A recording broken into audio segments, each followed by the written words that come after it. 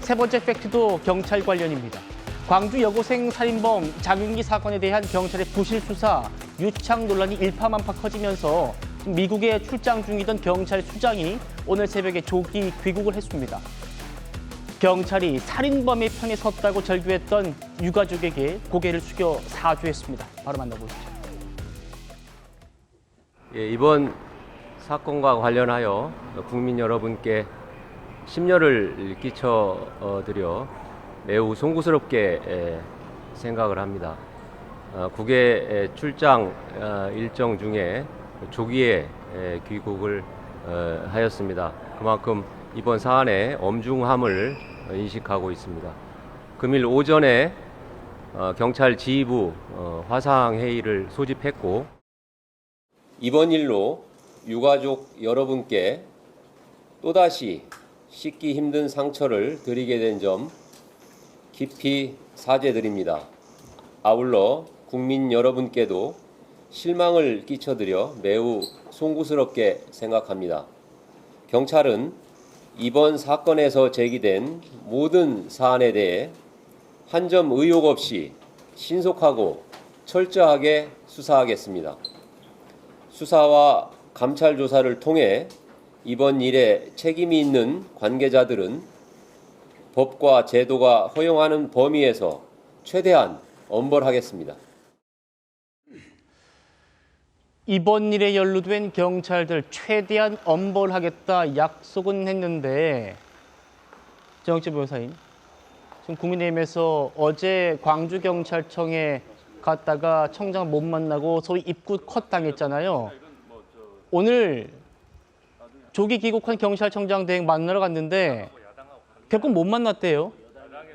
지금 경찰 전체의 신뢰가 땅바닥에 추락을 한 상태인데 그 전에 여당은 만났고 야당은 또 못 만났어요. 어떻게 보십니까?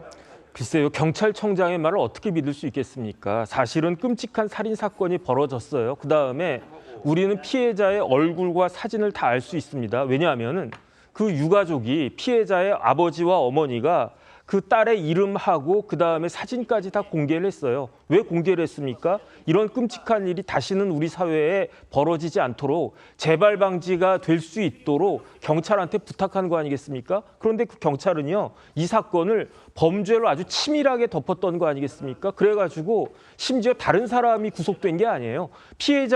가해자도 구속됐지만 그 가해자를 수사하던 수사팀장이 그 구속이 된 거 아니겠습니까? 그런데 그 수사팀장이 어떤 혐의냐면요, 공무상 비밀 누설이에요.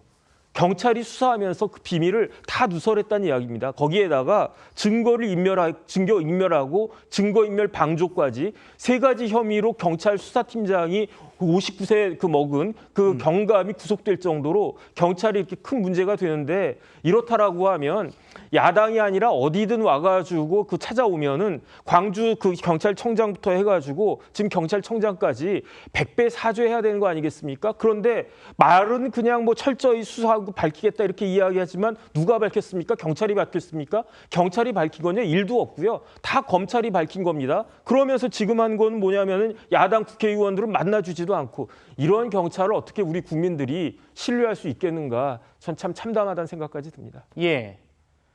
민주당 소속의 행안위원들은 오늘 경찰청장 만났습니다. 그런데 어제 국민의힘은 광주경찰청도 못 만났어요.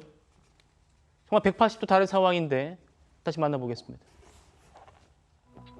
문 좀 열어주세요. 문 좀 열어주세요. 지금 막으시면 안 돼요, 지금.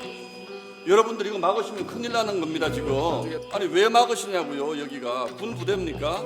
누군가는 범죄 행위에서, 끔찍한 범죄 행위에서 목숨을 잃었는데 죄책감 하나 없이 증거인멸하고 사건을 덮으려고 하는 그 인면수심의 그 자세가 지금 여기서 그대로 드러나고 있는 거예요.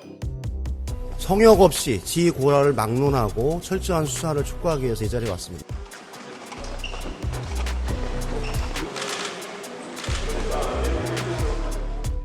우리 이재성 경찰청장 직무대행에게 이번 사건의 연루자 전원을 성역 없이 수사해야 된다라고 얘기했습니다. 특별수사팀을 통해서 수사를 진행하고 있다는 보고를 받았지만 조금 더 강력하고 총수사 역량을 동원하여 이 사건의 실질적 진실을 규명하고 책임감을 갖고 국민적인 의혹을 끝까지 파악해서 수사할 것을 촉구하였습니다. 홍천 대변인. 네.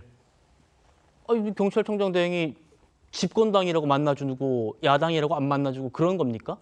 뭐 결과론적으로 볼 땐 그렇게 또 야당에선 볼멘 소리가 나올 수도 있다고 생각합니다만, 근데 글쎄요, 지금 제가 알기로는 집권 여당 지금 행안위원장 갔을 때는 예. 지금 보시다시피 끝나고 나온 다음에 지금 얘기를 하고 있잖아요. 예, 브리핑 정도로 하네요. 근데 아마 국민의힘 갔을 때는 청장을 만나는 모습이나 이런 것들도 같이 뭔가 좀 보여지길 바랬던 걸로 알고 있습니다. 예. 아무래도 그런 것들이 정치적으로 제1야당 대표가 현장에 가서 경찰청장을 질타하는 모습이나 이런 것들이 본인에게 충분히 도움이 될 수 있다고 생각했겠죠. 근데 그 당시에 사실 하나의 약속을 취소하고 갔잖아요. 한성수 국무총리를 만나기로 한 것을 취소하고 갔습니다. 사실 이 행안부 더 위에 있는 게 국무총리 아닙니까?